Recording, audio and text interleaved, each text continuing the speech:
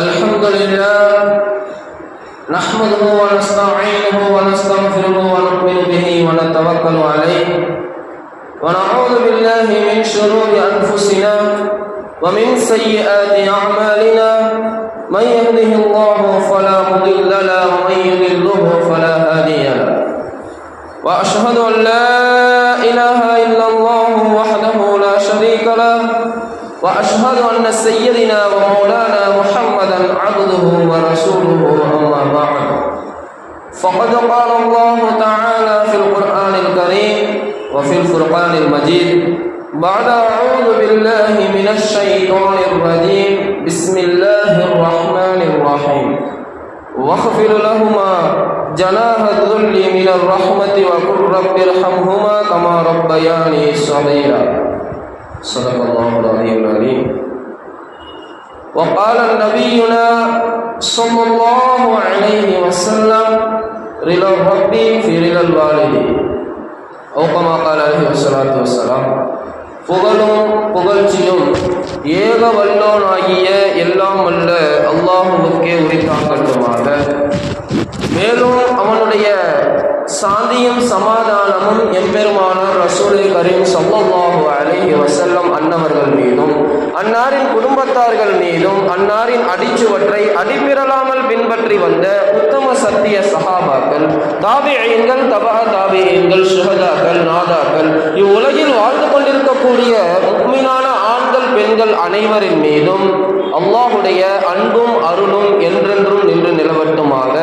ஆமீன். அஸ்ஸலாமு அலைக்கும் வரஹ்மத்துல்லாஹி வபரகாத்துஹு. கண்ணியமிக்க அல்லாஹுடைய நல்லடியார்களே, வாழ்ந்து கொண்டிருக்கக்கூடிய இந்த உலக வாழ்க்கையிலே அல்லாஹு தஆலா அவனுடைய பொருத்தத்தை அடைவதற்காக எண்ணற்ற வணக்க வழிபாடுகளை இந்த சமுதாயத்தார்களுக்கு கொண்டு வந்தாலும் மிக உயர்ந்த வணக்கமாக ஒரு வணக்கத்தை அல்லாஹு தஆலா அவனுடைய திருமறையிலே குறிப்பிடுகிறார்.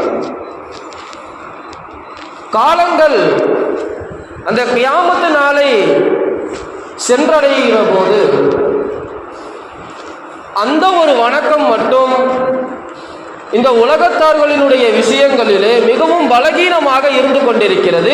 இன்று பல வீடுகளில் அந்த ஒரு வணக்கம் இல்லாத ஒரு சூழ்நிலையை இன்றைக்கு நாம் பார்க்கலாம். பொதுவாக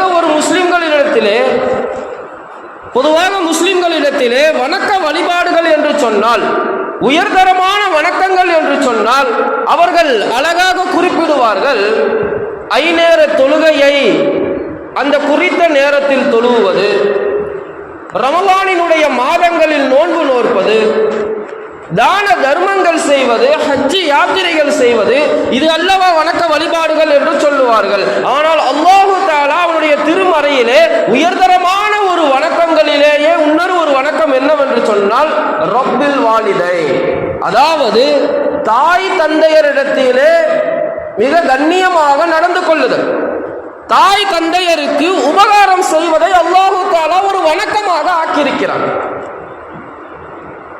அருமையானவர்களே, சிந்தித்து பார்க்க வேண்டும். அல்லாஹு தஆலா அவனுடைய திருமறையிலே கூறுகிறான், வகலா ரப்புக அல்லா தஅபுது இல்லா இய்யாஹு வபில் வாலிதைனி இஹ்சானா இம்மா யபுலுகுன்ன இந்தகல் கிப்ர அஹதுஹுமா அவ் கிலாஹுமா ஃபலா தகுல் லஹுமா உஃபின் வலா தன்ஹர்ஹுமா வகுல் லஹுமா கௌலன் கரீமா. அருமையானவர்களே, சிந்தித்து பார்க்க வேண்டும். அல்லாஹ்வுடைய திருமறையிலே எழுதப்பட்ட ஒரு விஷயம், அல்லாஹ் தஆலா அந்த உலகத்தாருக்கு எச்சரித்த ஒரு விஷயம். இந்த உலகத்திலே அல்லாஹுவை தவிர வேறு யாரையும் வணங்க வேண்டாம் என்பது அல்லாஹ்வுடைய ஒரு நியதி. அதே போன்று தாய் தந்தையருக்கு, பெற்றோர்களுக்கு எந்த அளவு அவர்கள் பணிவிடை செய்ய வேண்டும் என்று அல்லாஹு தஆலா குர்ஆனிலேயும் கூறியிருக்கிறான். தாய் தந்தையருக்கு நன்றி செய்யும்படியாகவும் கட்டளையிட்டிருக்கிறான். உம்மிடம் இருக்கக்கூடிய அவர்களில் ஒருவரோ அல்லது இருவருமோ முதுமை காலத்தில், வயோதிக காலத்தில் முதுமை அடைந்து விட்டார்கள் என்று சொன்னால் அவர்களை நீங்க என்ன செய்யாதீங்க, விரட்ட வேண்டாம். அவர்களை பார்த்து சீ என்று கூட ஒரு வார்த்தையை நீங்க சொல்லி விட வேண்டாம். அல்லாஹு தஆலா அவனுடைய திருமறையிலே எச்சரிக்கிறான். அருமையானவர்களே, இன்றைக்கு நம்முடைய சமுதாயம், இன்றைய காலகட்டம் எந்த அளவு பெற்றோர்களிடத்தில் பிள்ளைகள் நடந்து கொண்டிருக்கிறார்கள் என்பதை நாம் சிந்தித்து பார்க்க வேண்டும். ஆக அருமையானவர்களே, இன்றைய ஜும்மாவினுடைய தலைப்பு என்னவென்று சொன்னால், பெற்றோர்கள் தாய் தந்தை இருவருக்கும் உண்டான ஒரு விஷயம் கிடையாது. பொதுவாக நிறைய இடங்கள்ல தாய்மார்களை பற்றி அதிகமாக பேசுவாங்க. ஒரு தாயினுடைய அந்தஸ்துனா என்னங்கிறது எல்லாத்துக்குமே தெரியும். அதிகமான பயான்கள்ல தாயை பற்றி அதிகமான சிறப்புகளை நம்ம சொல்லி கேள்விப்பட்டிருப்போம். ஆனால் தந்தையை எந்த அளவுக்கு இந்த உலகம், இந்த முஸ்லிம் சமுதாயம், ஏன் ஒட்டுமொத்த உலக சமுதாயமுமே இந்த தந்தைமார்களை எந்த அளவு புறக்கணித்துக் கொண்டிருக்கிறார்கள் என்பதை நாம் விளங்க வேண்டும். அருமையானவர்களே, சிந்தித்து பார்க்க வேண்டும். அதாவது தாய் என்பவர் ஒரு வயோதிகத்தை அடைந்ததற்கு பிறகு அவருக்கு உண்டான ஒரு இடத்தை அந்த பிள்ளைகள் ஒதுக்கி வைப்பார்கள். அவர்களுக்கு கொடுக்க வேண்டிய கண்ணியத்தையும் கொடுப்பார்கள். அவர்களிடத்திலே சில விஷயங்களையும் பரிமாறுவார்கள். ஆனால் தந்தை என்பவர் அவருடைய லாபங்கள் நின்று விட்ட பொழுது, அவர்களுடைய சம்பாத்தியம் நின்று விட்ட பொழுது, அவர்கள் இந்த உலகத்தில் எந்த ஒரு பிரயோஜனமும் இல்லை, அவரிடத்தில் எந்த ஒரு வருமானமும் இல்லை, அவரிடத்தில் செல்வம் என்பது அவரால் இதற்கு பிறகு அவரால் சம்பாதித்து தர முடியாது என்ற ஒரு தெரிந்ததற்கு பிறகு தந்தைமார்கள் இந்த உலகத்திலே ஒரு வீடுகளிலே ஓரங்களில் ஒதுக்கப்படுகிறார்கள். எந்த அளவு ஒரு அவலநிலை, எந்த அளவு ஒரு அவலநிலை! பல ஹதீசுகளை நம்ம தெரிஞ்சு வச்சிருக்கிறோம், பல குர்ஆன் ஆயத்துகள்ல இருந்து நமக்கு விளக்கம் அளிக்கப்பட்டிருக்கு. ஆனால் இன்றைக்கு தந்தைக்கு உண்டான ஒரு கண்ணியத்தை இன்றைக்கு பெற்ற பிள்ளைகள் கொடுப்பதே இல்லை என்பதே ஒரு நிதர்சனமான ஒரு உண்மை. அருமையானவர்களை சிந்திச்சு பார்க்கணும். நபி ஸல்லல்லாஹு அலைஹி வஸல்லம் அவங்க கிட்ட ஒரு சஹாபி வராங்க. யா ரசூலல்லாஹ், என்னுடைய தந்தை எனக்கு தெரியாமலேயே என்னுடைய பையில் இருந்து என்னுடைய செல்வத்தை எடுத்து அவர் இஷ்டத்துக்கு என்ன செய்யறாரு, செலவு செய்யறாரு. யா ரசூலல்லாஹ், என்னுடைய தந்தை என்னுடைய செல்வத்தை செலவு செய்கிறார், என்னிடத்துல கேட்கவே இல்லை என்னுடைய தந்தை. இது மார்க்கத்தில் கூடுமா கூடாதா? நபி ஸல்லல்லாஹு அலைஹி வஸல்லம் அவங்க பெருசா எதுவுமே பேசல. ஏன், என்ன காரணம் என்று எதுவுமே கேட்கல. எதற்காக அந்த தந்தை செலவு செய்கிறார்கள் என்று கூட கேட்கல. அது ஹராமா இருந்தாலும் சரி, ஹலாலா இருந்தாலும் சரி, எதையுமே நபி அவங்க கேட்கல. பெருமானார் ஸல்லல்லாஹு அலைஹி வஸல்லம் அவர்கள் அந்த சஹாபிக்கு சொன்ன ஒரு விஷயம் என்னவென்று தெரியுமா? அன்தவ மாலுக வ அபீக, அன்தவ மாலுக வ அபீக, நீயும் உன்னுடைய செல்வமும் உன்னுடைய தந்தைக்கு உரித்தானவர்கள். நீயும் உன்னுடைய செல்வமும் உன்னுடைய தந்தைக்கு உரித்தானவர்கள். உன்னுடைய தந்தை செலவு செய்தால் அது உன்னுடைய செல்வமாக இருந்தாலும் சரி, நீயும் சரி, உங்களுடைய அந்த இருவருமே யாருக்கு சொந்தமா? தந்தைக்கு சொந்தமா. அருமையானவர்களே, இப்படியெல்லாம் சஹாபாக்களுக்கு நபி ஸல்லல்லாஹு அலைஹி வஸல்லம் அவங்க தந்தையினுடைய அந்தஸ்தை, தந்தையினுடைய கண்ணியத்தை கற்றுக் கொடுத்தாங்க. இன்றைக்கு தந்தைமார்களினுடைய நிலைமை என்னவாக இருக்கிறது?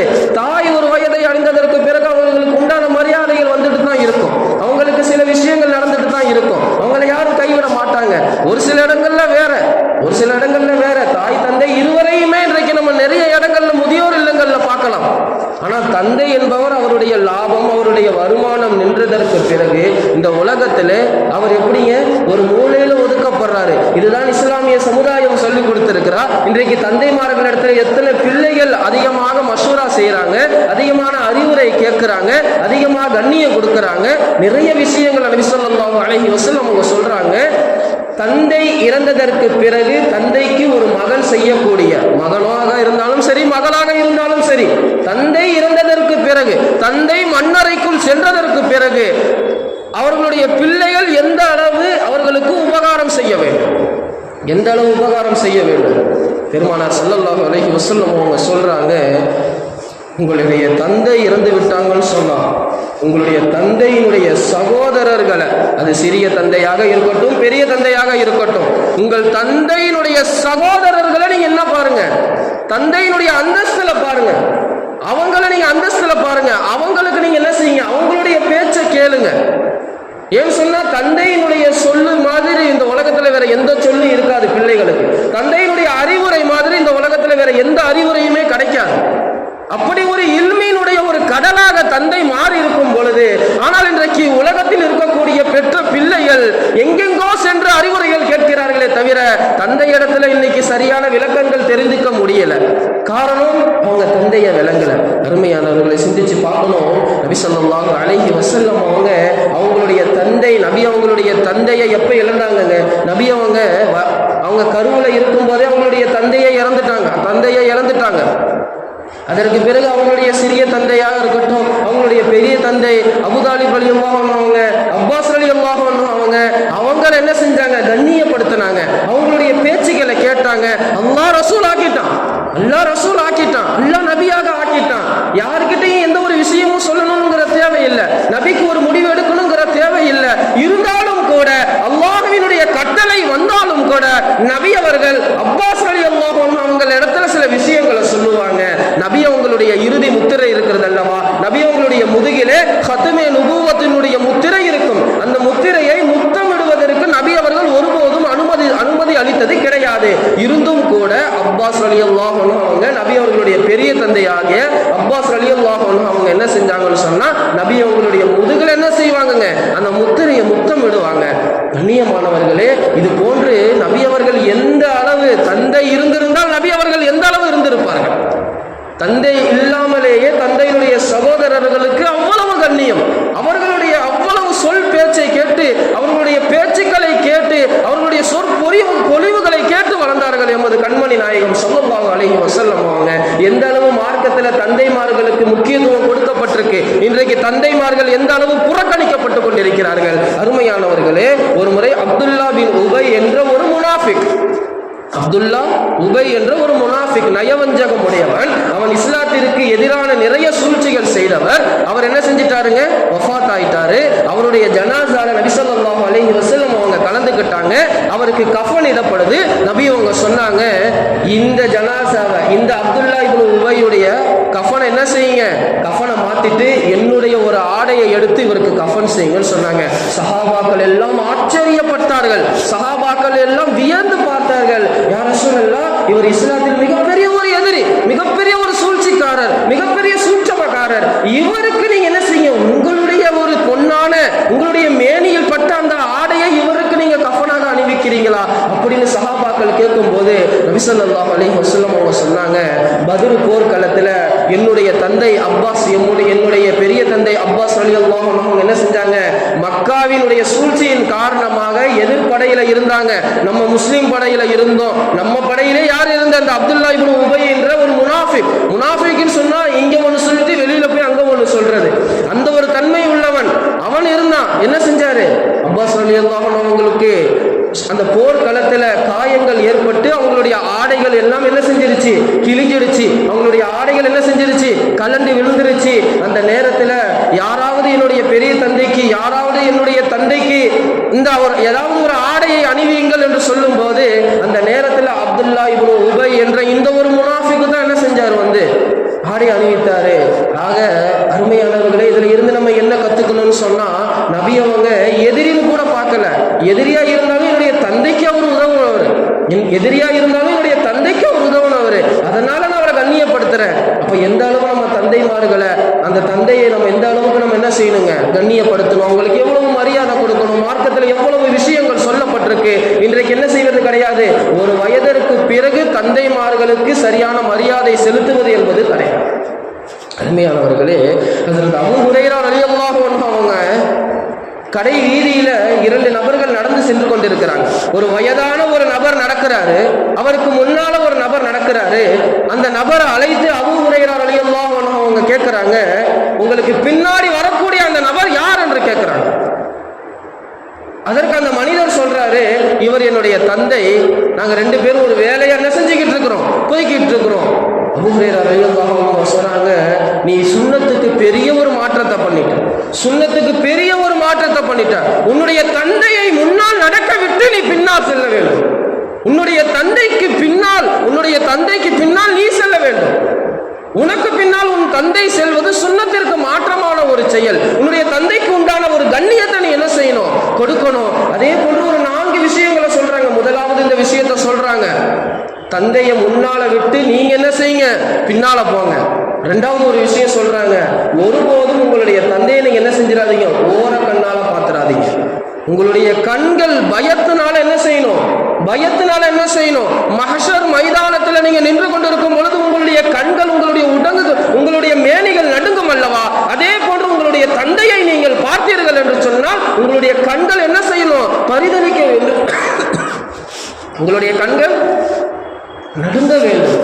உங்களுடைய தந்தையை நீங்க ஓர கண்ணால பாத்துறாதீங்க, தலை குனிஞ்சே நில்லுங்க. என்ன சொன்னாலும் நீங்க என்ன செஞ்சிருங்க. அந்த அளவு அவங்க வலியுறுத்தினாங்க அந்த நபருக்கு. மூன்றாவது ஒரு விஷயம் சொல்றாங்க, உங்களுடைய தந்தை அமராமல், உங்களுடைய தந்தை உட்காராமல் நீங்க உட்கார்ந்துடாதீங்க. அது வீடுகளா இருக்கட்டும், எந்த இடமா இருக்கட்டும், உங்களுடைய தந்தை கீழே அமர்ந்திருக்கிறாங்களா, நீங்க என்ன செஞ்சிருங்க? நின்றுகிட்டே இருங்க. உங்களுடைய தந்தை நாற்காலியில் அமர்ந்திருக்கிறாங்களா, நீங்க அவங்களுக்கு சரிக்கு சமமா என்ன செஞ்சிடாதீங்க? உட்காந்துடாதீங்க. இன்னைக்கு எவ்வளவு விஷயங்கள் மாறுது. தந்தை உட்கார்ந்துருக்கும் போதே எதிரில் இவர் என்ன செய்யறாரு? சேர்ல கால் மேல கால் போட்டுட்டு உட்கார்றாரு. இது தந்தையினுடைய அந்தஸ்து, தந்தையினுடைய கண்ணியத்தை என்ன செய்யறதுங்க? தந்தையினுடைய கண்ணியத்தை என்ன செய்யறதுங்க? குறைக்கக்கூடிய ஒரு விஷயம். அருமையானவர்களே, ஒரு இடத்துல நடந்த ஒரு உண்மையான ஒரு சம்பவம் என்னவென்று சொன்னால், ஒரு தந்தையும் மகனும் 5 நேர தொழுகையை சரியான முறையில் தொழக்கூடியவங்க, தந்தையும் மகனும் சரியான முறையில் பள்ளிக்கு வரக்கூடியவங்க. ஒரு நாள் என்ன ஆயிடுச்சுன்னு சொன்னா, மகனுக்கு என்ன ஆயிடுச்சுங்க? ஏதோ ஒரு விபத்தின் காரணமாக காலில் ஒரு சின்ன அடிபட்டுருச்சு. அதனால அவரால் என்ன செய்ய முடியாது?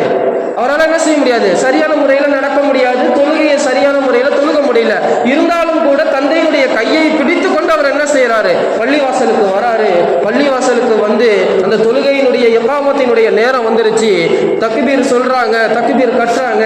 அந்த நேரத்தில் அந்த தந்தை அவர் என்ன செய்யறாரு? நின்று கொண்டு தொழுகிறாரு. மகனுக்கு சேரை எடுத்து போடுறாரு. ஏன்னா மகனால நின்றுட்டு தொழுக முடியாது, நின்று கொண்டு தொழுகையை செயல்படுத்த முடியாது. அதனால அவர் என்ன செய்யறாரு? உட்கார்ந்து தொழுகிறாரு. அவருக்கு ஒரே பயம், என்னுடைய தந்தை நின்று கொண்டு கொடுக்கும் பொழுது நான் அமர்ந்து தொழுவதா? அனுமதி இருக்கு, ஏன்னு சொன்னா அவருக்கு அந்த மாதிரி ஒரு சூழ்நிலை இருந்தாலும் கூட அந்த தந்தையினுடைய கண்ணியத்தை அந்த சஃபில பாதுகாத்த அந்த ஒரு மகன், இன்றைக்கு நாம் எந்த அளவு நம்முடைய தந்தைமார்களினுடைய கண்ணியத்தை பாதுகாக்கிறோம் சிந்திச்சு பார்க்கணும். அருமையானவர்களே, அடுத்தது 4வதாக ஒரு விஷயத்தை சொல்றாங்க ஹஜ்ரத் அபூ ஹுரைரா ரலியல்லாஹு அன்ஹு அவங்க, உங்களுடைய தந்தை உறங்காமல் நீங்கள் உறங்காதீங்க. உங்கள் தந்தை தூங்கிட்டாங்களான்னு பாருங்க, உங்களுடைய தந்தை முதலாவது உறங்குறாங்களான்னு பாருங்க. அவங்கள உறங்க வச்சதுக்கு பிறகு நீங்க என்ன செய்யுங்க? உறங்குங்க. அவங்களுக்கு முன்னாடி நீங்க தூங்காதீங்க. அருமையானவர்களே, இஸ்லாம் என்பது சாதாரண ஒரு மார்க்கம் அல்ல. எல்லா விஷயங்களையும் நமக்கு கற்றுக் கொடுத்திருக்கு.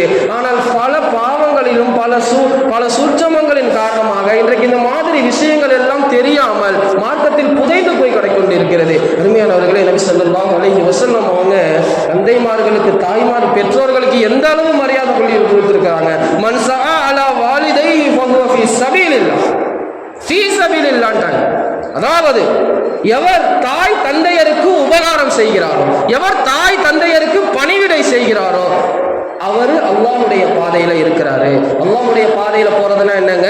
போர்க்களத்துக்காக, ஜிஹாதுக்காக போறது. இதுதான் அல்லாஹ்வுடைய ஒரு பாதை. அல்லாஹ்வுடைய பாதையில சென்ற ஒரு நன்மை நமக்கு கிடைக்கணும்னு சொன்னா நம்ம என்ன செய்யணுங்க?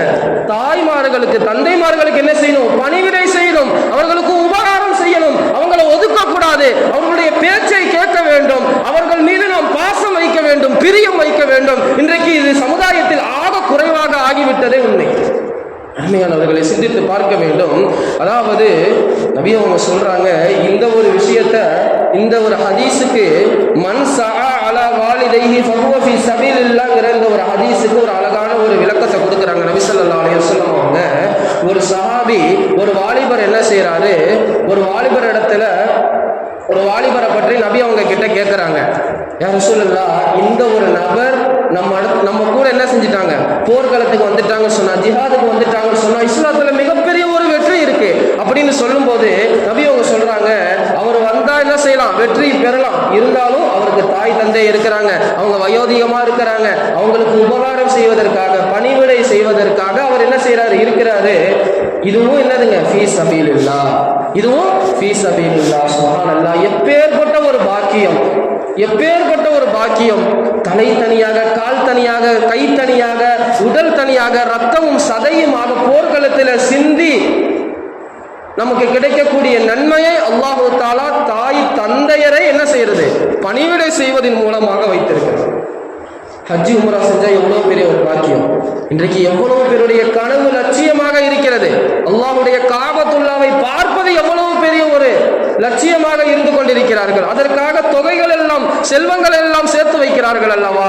உங்களுடைய தாய் தந்தையை நீங்க முஹப்பத்தோட பாருங்களேன், உங்களுடைய தாய் தந்தையை முஹப்பத்தோட பாருங்க, அவங்கள புன்னகையோட பாருங்க, அவங்க கிட்ட மனவிட்டு பேசுங்க, அவங்கள புன்னகையோடு முஹப்பத்தோடு எவர் ஒருவர் எந்த பெற்ற பிள்ளைகள் தாய் தந்தையரை பிரியத்தோடு பார்க்கிறார்களோ அவருக்கு ஹஜ்ஜி உம்ரா செய்த நன்மை சுப்ஹானல்லாஹ். இன்றைக்கு இந்த நன்மைகளை எல்லாம் இஸ்லாமிய சமுதாயம் இழந்து கொண்டிருக்கிறது என்பது நிதர்சனமான ஒரு உண்மை. அருமையானவர்களே, நபி ஸல்லல்லாஹு அலைஹி வஸல்லம் அவங்க செல்வங்களை எப்படி செலவு செய்யணுங்கிறத நமக்கு கற்றுக் கொடுத்துருக்கிறாங்க. சஹாபாக்கள்கிட்ட சொல்லுவாங்க, செல்வங்களை எப்படி செலவு செய்யணும். நம்ம கிட்ட நம்ம பாக்கெட்ல ஒரு 50 ரூபாய் இருந்துச்சுன்னு சொன்னா அதை அது என்ன செய்யணும், 5 தரமா என்ன செய்யணும், பிரிச்சு என்ன செய்யணும், செலவு செய்யணும். உதாரணத்துக்கு நபி அவங்க சொல்லுவாங்க, உங்ககிட்ட ஒரு 5 காசுகள் 5 திரகம் தீனார் இருந்துச்சுன்னு சொன்னா, ஒரு தீனாரை நீங்க என்ன செய்யுங்க, ஃபர்ஸ்ட் என்ன செய்யுங்க, 5ஆ பிரிச்சிங்க. முதலாவது உங்களுடைய தாய்க்கு செலவு செய்யுங்க, இரண்டாவது உங்களுடைய தந்தைக்கு செலவு செய்யுங்க, மூன்றாவது உங்களுடைய மனைவி மக்களுக்கு செலவு செய்யுங்க. மனைவி மக்கள் அடுத்துதான், முதல் தாய், அடுத்தது என்னது தந்தை, அதற்கு அடுத்தது மனைவி மக்கள், அதற்கு அடுத்தது உறவினர்கள். 5வது ஒரு விஷயம், அழகான ஒரு விஷயத்த சொன்னாங்க, அல்லாஹ்வுடைய பாதையில செலவு செய்யுங்க. எப்படிங்க, அல்லாஹ்வுடைய பாதையில உங்களுடைய செல்வத்தை செலவு செய்யுங்க. அருமையானவர்களே, அல்லாஹ் தஆலா குர்ஆன்ல சொல்றான், அல்லாஹ் தஆலா குர்ஆனிலே தந்தை மகனுக்கு உண்டான விஷயங்களை பற்றி நிறைய வரலாறுகள் இருக்கிறது. நபிமார்கள் வரலாறே நம்ம என்ன செஞ்சுக்கலாம், எடுத்து பார்க்கலாம். ஹஜ்ரத் இப்ராஹிம் அலைஹிஸ்ஸலாத்து வஸ்ஸலாம் அவங்களுடைய மகன் இஸ்மாயில் அலைஹிஸ்ஸலாம் வஸ்ஸலாம் அவங்களுடைய இருவருக்கும் உண்டான விஷயங்கள் எந்த அளவு இருந்தது, இருவருக்கும் உண்டான நட்பு, இருவருக்கும் உண்டான பிரியம் எந்த அளவு இருந்தது. ஹஜ்ரத் இப்ராஹிம் நபியும் இஸ்மாயில் அலைஹிஸ்ஸலாத்து வஸ்ஸலாம் இருவரும் சேர்ந்து அல்லாஹ்வுடைய காபத்துல்லாவை என்ன செஞ்சாங்க, எழுப்பினாங்க. இஸ்மாயில் அலைஹிஸ்ஸலாம் என்ன செஞ்சாங்க, இப்ராஹிம் அலைஹிஸ்ஸலாம் அவங்க என்ன ஒரு வார்த்தையை சொல்றாங்களோ அந்த ஒரு கட்டளைக்கு என்ன செய்வாங்க, பணியிடுவாங்க. அதே போன்று ஹஜ்ரத் யாக்கூப் அலைஹிஸ்ஸலாத்து வஸ்ஸலாம் அவங்களும் அவங்களுடைய மகன் யூசுப் அலைஹிஸ்ஸலாம் அவங்களும் எந்த அளவு இருந்தாங்கன்னு சொன்னா, ஹஜ்ரத் யூசுப் அலைஹிஸ்ஸலாம் அவங்க காணா போயிட்டாங்க. அவங்களுடைய வரலாறுகளை நம்ம புரட்டி பார்த்தா தெரியும், அவங்க காணாம போயிட்டாங்க. அவங்க காணாம போயிட்டாங்கிறதுக்காக அதிக அளவுல பிரியம் வைத்திருந்த யாக்கூப் அலைஹிஸ்ஸலாம் அவங்க யூசுப் அலைஹிஸ்ஸலாம் அவங்களை நினைத்து நினைத்து அழுது அவங்களுடைய கண் பார்வை மங்கி போகிவிட்டது. ஒரு நாள் என்ன ஆச்சுங்க, யூசுப் அலைஹிஸ்ஸலாம் அவங்களுடைய ஆடை கிடைத்ததற்கு பிறகு அவங்களுக்கு கண் பார்வை வந்துச்சு. அதே மாதிரி யூசுப் அலைஹிஸ்ஸலாம் அவங்க என்ன செஞ்சாங்க, தன்னுடைய தந்தை யாக்கூபையும் அவங்களுடைய தாயாரையும் அழைத்து என்ன செஞ்சாங்க, அவங்க ஆட்சி அமைத்த அந்த ஒரு சிம்மாசனத்தில் அமர வைத்து அந்த மகன்கள் அனைவரும் யூசுப் அலைஹிஸ்ஸலாம் அவர்களும் சேர்ந்து என்ன செஞ்சாங்க, தந்தை யாக்கூப் அலைஹிஸ்ஸலாம் அவங்களுக்கு என்ன செஞ்சாங்க, சஜிதா செஞ்சாங்க. நம்ம மார்க்கத்தில் சஜிதா செய்யறது கிடையாது, அப்போ இருந்த சட்டத்தில் இருந்துச்சு, அவங்களுடைய காலகட்டத்தில் இருந்துச்சு. தாய் தந்தையருக்கு சஜிதா செய்யுங்கன்னு சொல்லி இன்றைய காலகட்டத்தில் என்ன செஞ்சாங்க, இந்த இன்றைய மார்க்கத்தில் அப்படி ஒரு சட்டம் இருந்தாலும் கூட இன்றைக்கு அதையும் இன்றைக்கு நிறைய பிள்ளைகள் என்ன செய்ய மாட்டாங்க, நிறைவேற்ற மாட்டாங்க. ஏன்னு சொன்னா இன்னைக்கு பள்ளிவாசல்ல தொழுகையை நிறைவேற்றது கிடையாது, அல்லாஹ்வுக்கு இன்னைக்கு சஜிதா செய்யறது கிடையாது நிறைய நபர்கள். அப்படி இருக்கும்போது யார் தாய் தந்தையருக்கு சஜிதா செய்வாங்க?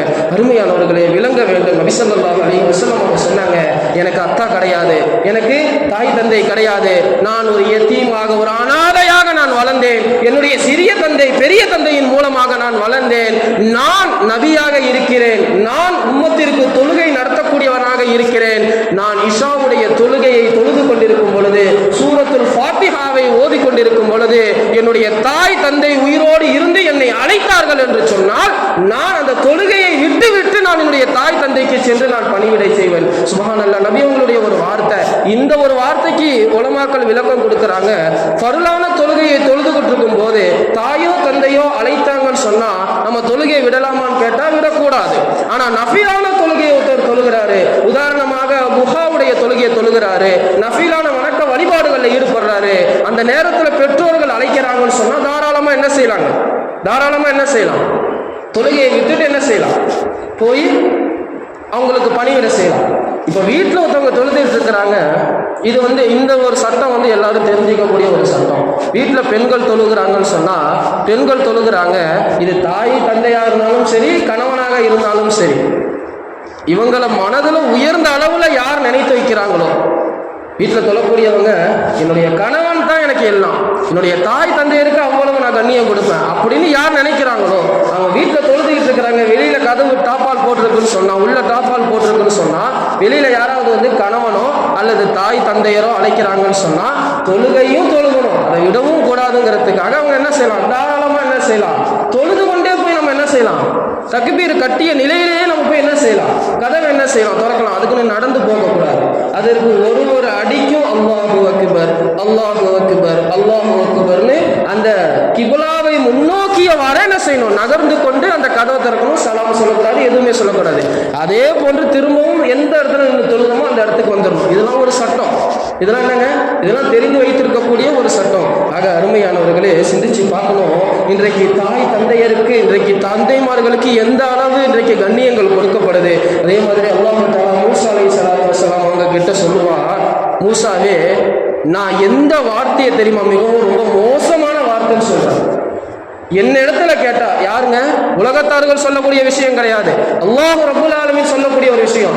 என்ன இடத்துல ரொம்ப மோசமான விஷயம், மோசமான சொல் எது என்று நான் கேட்ட, யாராச்சும் கேட்டா என்னிடத்துல ரொம்ப மோசமான சொல் எதுன்னு கேட்டா, ஒரு தந்தை அழைத்து, பெற்றோர்கள் அழைத்து வர முடியாது, லா லப்பைக்குமா, லப்பைக்குன்னு சொன்னா வரணும், லா லப்பைக்குமா நான் வரமாட்டேன் அப்படின்னு எந்த ஒரு பிள்ளைகள் சொல்றாங்களோ இது கெட்ட வார்த்தைன்னு அல்லாஹ் தஆலாவே சொல்றான். இது கெட்ட வார்த்தைன்னு சொல்றான். அப்ப இன்றைக்கு எவ்வளவு விஷயங்கள் மாறி போச்சு, உம்மத்துல எவ்வளவு விஷயங்கள் மாறி போச்சு. அருமையானவர்களே, அல்லாஹ் தஆலா ஷிர்க்குக்கு அப்புறம் நபி அவங்க சொல்றாங்க, இணை வைத்ததற்கு பிறகு ஒரு மிகப்பெரிய ஒரு பாவம் இருக்குன்னு சொன்னா அது பெற்றோரை புறக்கணிக்கிற பாவம் தான். பெற்றோர்களை, தாய் தந்தையர் என்ன செய்யறது, புறக்கணிக்கக்கூடிய பாவம் தான் ஷிர்க்குக்கு அப்புறம் மிகப்பெரிய ஒரு பாவம். இன்றைக்கு தாய்மார்கள் இடத்துல இன்னைக்கு எந்த அளவு கண்ணியம் இருக்குது, தந்தைமார்கள் இடத்துல எந்த அளவு கண்ணியம் இருக்குது. இன்றைக்கு பிள்ளைகள் அதெல்லாம் புரிந்துட்டு செயல்படுறாங்களா? இன்னைக்கு இந்த விஷயங்கள் எல்லாம் என்ன செய்யணுங்க, பிள்ளைகளுக்கு சொல்லி கொடுத்து வளர்க்கணும். வீட்டில் இருக்கக்கூடிய பெண்கள் என்ன செஞ்சு சொல்லணும், பொதுவாக பிள்ளைகள் என்ன செய்வாங்க, தன் தாய்மார்கள் தான் என்ன செய்வாங்க, அந்த பிள்ளைக்கு சாப்பாடு ஊட்டுவாங்க, அதுக்கு உண்டான விஷயங்கள், ஆடைகள் அணிவிப்பாங்க, இந்த மாதிரி விஷயங்கள் செய்வாங்க. அதனால தந்தையினுடைய ரசனை தெரியாது, தந்தை வெளியில எவ்வளவு கஷ்டப்படுறாரு தெரியாது. வெளியூர்களாக இருக்கட்டும், வெளிநாடுகளாக இருக்கட்டும், தன்னுடைய மனைவி மக்களுக்காக, தன்னுடைய பெற்றோர்களுக்காக தன்னுடைய எல்லா நேரங்களையும், வேர்வைகளையும், ரத்தங்களையும் சிந்தி அவர் இந்த நாடு விட்டு நாடு சென்று அவர் பல மணி நேரம் உறக்கம் இல்லாமல் இன்றைக்கு எந்த அளவு தந்தைமார்கள் கஷ்டப்படுகிறார்கள் என்பதை ஒரு ரூபாவை செலவு பண்ணும்போது பிள்ளைகளுக்கு சொல்லிக் கொடுத்து வளர்க்கணும். ஒரு ரூபாவை, ஒரு 10 ரூபாய்க்கு ஒரு பொருள் வாங்கி தரோம்னு சொன்னா அந்த 10 ரூபாய்க்கு உங்களுடைய அத்தா எந்த அளவுக்கு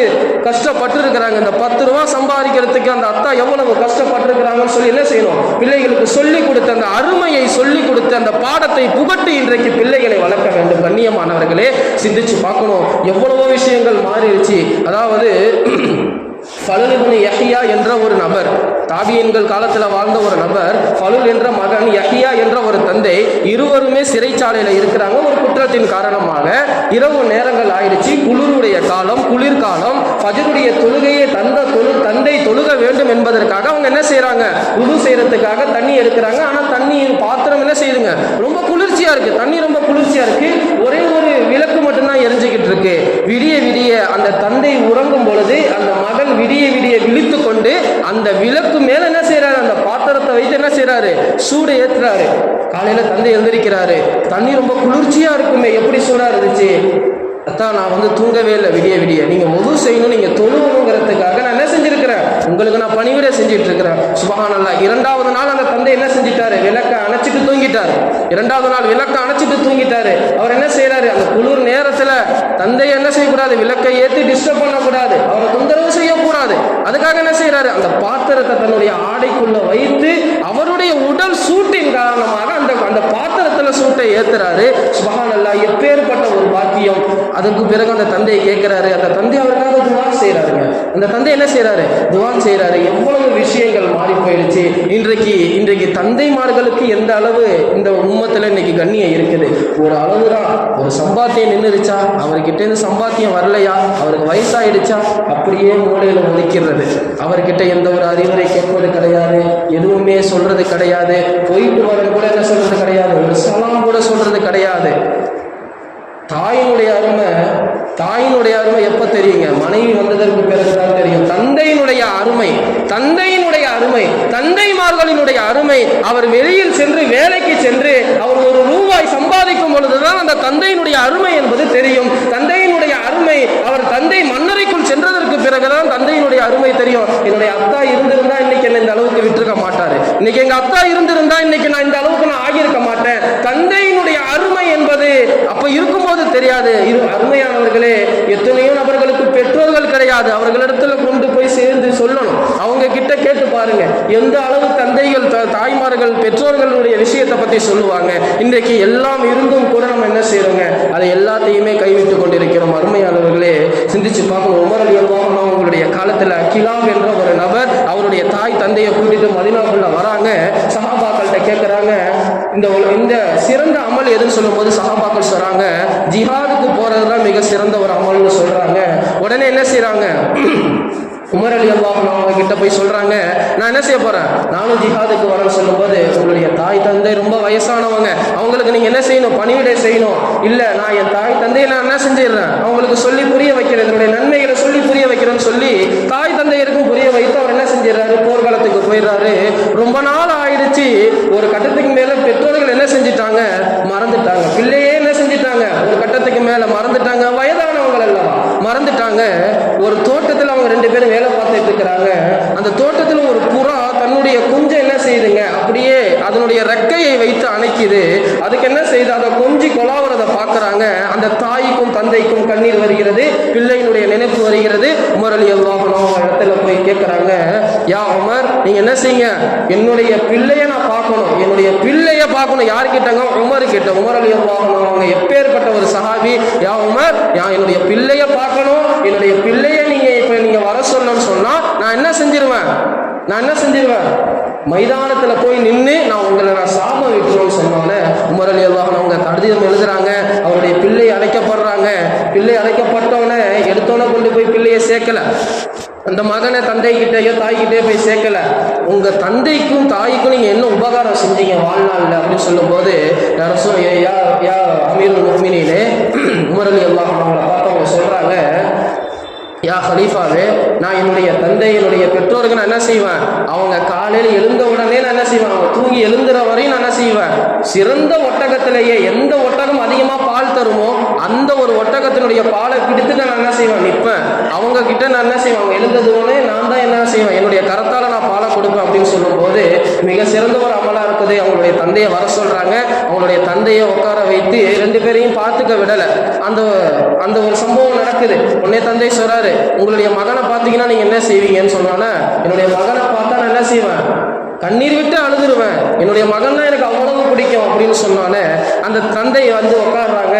அந்த மகன் என்ன செய்யறாங்க? ஒரு பாத்திரத்துல பாலை கொண்டு வாங்க, ஒட்டகத்தினுடைய பாலை கொண்டு வாங்க, கறந்து கொண்டு வாங்கன்னு சொல்லும்போது கறந்து கொண்டுட்டு வந்து கொடுக்குறாங்க. அந்த மகன் அந்த பாலை அந்த தந்தைக்கு என்ன செய்யறாங்க? உமர் ரலியல்லாஹு அன்ஹு அவங்க வாங்கி கொடுக்குறாங்க. அந்த பாத்திரத்தை பல ஆண்டு காலம் ஆயிடுச்சு அந்த மகன் அந்த தந்தையை விட்டு பிரிஞ்சு. அந்த பாத்திரத்தை வாங்கி அவங்களுடைய வாய்க்கு கிட்ட கொண்டு போகும்போது அந்த மகனுடைய அந்த நறுமணம், அந்த மகனுடைய கையினுடைய அந்த கரத்தினுடைய நறுமணம் அந்த தந்தை நுகர்ந்து அவங்க என்ன செய்றாங்க? இது என்னுடைய மகன் கறந்த பால் மாதிரி இருக்கு, என்னுடைய மகனின் மேனியில் வரக்கூடிய ஒரு நறுமணம் இது, என்னுடைய மகன் இங்கே தான் இருக்கிறார்னு சொன்னால அந்த மகனை பார்த்தவுடன் கட்டி தழுவி அவ்வளவு ஒரு அழகை அளித்த ஒரு சம்பவம், மிகப்பெரிய ஒரு சம்பவம், வரலாற்றில் பதிவு செய்கிற ஒரு சம்பவம். அருமையானவர்களே, எவ்வளவு விஷயங்களை இன்னைக்கு நம்ம இழந்துகிட்டு இருக்கிறோம். தாய் தந்தையினுடைய கண்ணியத்தை எப்படி இருக்கிறோம். இன்னைக்கு பல மேடைகள்ல தாய்மார்களினுடைய விஷயங்களை பத்தி பேசப்படுது. அல் ஜன்னத்து தஹ்த அக்தாமில் உம்மஹா, சொர்க்கம் தாய்மார்களினுடைய பாதத்திற்கு கீழ் இருப்பது என்பது நம்ம பல ஹதீசுகளை நம்ம கேட்டிருக்கிறோம். ஆனால் படைத்த ரப்புல் ஆலமீனுடைய சொர்க்கமே தாய்மார்களினுடைய காலடியில் இருக்குதுன்னு சொன்னா அந்த சொர்க்கத்திற்கு வாசலாக இருக்கக்கூடிய ரிலல் ரப்பி ஃபி ரிலல் வாலிதி, தந்தையின் பொருத்தம் அல்லாஹ்வினுடைய பொருத்தத்தில் இருக்குது. சுப்ஹானல்லாஹ், தந்தையினுடைய பொருத்தம் அல்லாஹ்வினுடைய பொருத்தத்தில் இருக்கு. அல்லாஹ்வை பொருத்தம் வேணும்னு சொன்னா தந்தையினுடைய பொருத்தம் வேணும். சொர்க்கத்தில் நுழையணும்னு சொன்னா தாய்க்கு கண்ணியம் கொடுப்பதன் மூலமாக, தாய்க்கு பணிவிடை செய்வதன் மூலமாக சொர்க்கம் கிடைக்குதுன்னு சொன்னா அந்த சொர்க்கத்தினுடைய நடுவாசலாக தந்தை இருக்கிறார். சொர்க்கத்தினுடைய நடுவாசலாக தந்தை இருக்கிறார். சொர்க்கம் போகணும்னா அதுக்கு முன்னாடி அந்த வாசலை என்ன செய்யணும்? தொட்டு தான் ஆகணும். அதற்கு தந்தைமார்கள் என்ன செய்யணும்? புறக்கணிக்க கூடாது. இன்றைக்கு எவ்வளவு விஷயங்கள்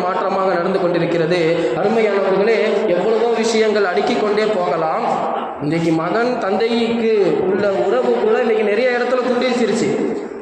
இன்றைக்கு பெரிய பெரிய அறிவுரைகள் சொல்லலாம். அவர் டாக்டரா இருக்கலாம், கலெக்டரா இருக்கலாம், எவ்வளவு பெரிய ஒரு ஆளா இருக்கலாம், இந்த உலகத்துல மிகப்பெரிய பட்டதாரியாக இருக்கலாம். அவர் பேருக்கு பின்னால் தான் அந்த பட்டம் வரும். ஆனால் அவருடைய பேருக்கு முன்னால் அந்த தந்தையினுடைய பேர் இனிஷியலாகத்தான் வரும் என்பதே ஒரு நிதர்சனமான உண்மை. இது யாராலும் மறுக்க முடியாது. அருமையானவர்களே, தந்தையிடம் மகன் பேசாமல் இருக்கலாம், ஆனால் அவர் தொழுகையாளியாக கூட இருக்கலாம். இன்றைக்கு வெள்ளிக்கிழமை, இன்றைக்கு எத்தனையோ மகன்கள், இன்றைக்கு எத்தனையோ பிள்ளைகள் தந்தை கிட்ட பேசாம இருப்பாங்க. ஆனா வெள்ளிக்கிழமை ஜும்மா தொழுகை தொழுதுட்டு ஒரு சலவாத்து சொல்றாங்கன்னு சொன்னா அந்த ஒரு சலவாத்தை ஒரு மலக்கு என்ன செய்வாங்க, சுமந்துட்டு போயிட்டு நபி அவங்களுடைய ரவுலத்துல் ஜன்னால என்ன செய்வாங்க, போய் சொல்லி ஃபுலான் இப்னு ஃபுலான், இன்னாருடைய மகன் தந்தை பேரை சொல்லி தான் சொல்லுவாங்க, தவிர தாய் பேரை சொல்லி யாரும் என்ன செய்ய மாட்டாங்க, சொல்ல மாட்டாங்க.